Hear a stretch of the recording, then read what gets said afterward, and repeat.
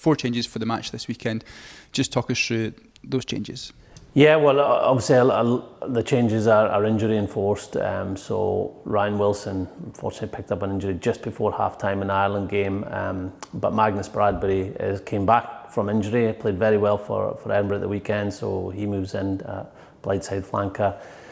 A standoff, Finn Russell, who had to play on Sunday, unfortunately, 6 days before our game against France, picked up a facial injury, which also led to an HIA, so that ruled him out for the game. But Peter Horn, who's been covering 10 and 12 for us and who played well for Glasgow at the weekend, he's moved into standoff.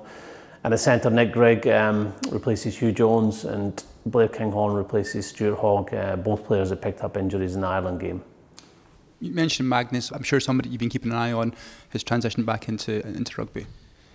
Yeah, well, obviously we were waiting until we saw him play a game. We'd heard lots of positive feedback from Edinburgh on how well he's trained. His physical condition was excellent, and that was shown in the game. I thought he started really well, made some big tackles. His kick chase was very good, got a number of carries too, and even more pleasing was the fact that he kept going in the second half.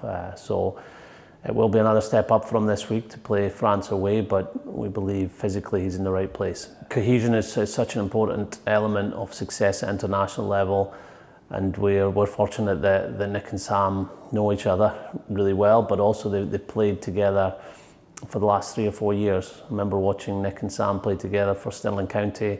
They played a lot at Glasgow, and for them to work alongside Pete Horn, who they know really well as centre partner, but also have played outside him at standoff. That will help with our preparations, but also help on Saturday with communication and knowing what another person is going to do in attack and defence.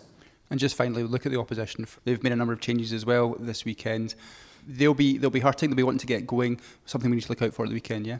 Absolutely. They're a dangerous team. A dangerous team before this tournament started because their attacking ability and attacking ambition will produce line breaks. Already has. I think they had 8 line breaks against 3 in their game at Twickenham. Even though they lost that game heavily, 8 line breaks to 3 is a huge start in their favour.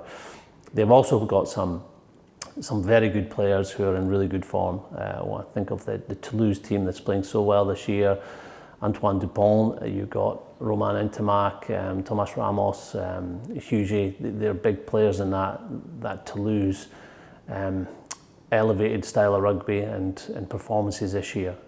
So we know that from an attacking point of view, they will be a real dangerous team, but also the emotion that they bring after a defeat and playing at home means that they'll be fired up in defence, and they'll come at us at a set piece.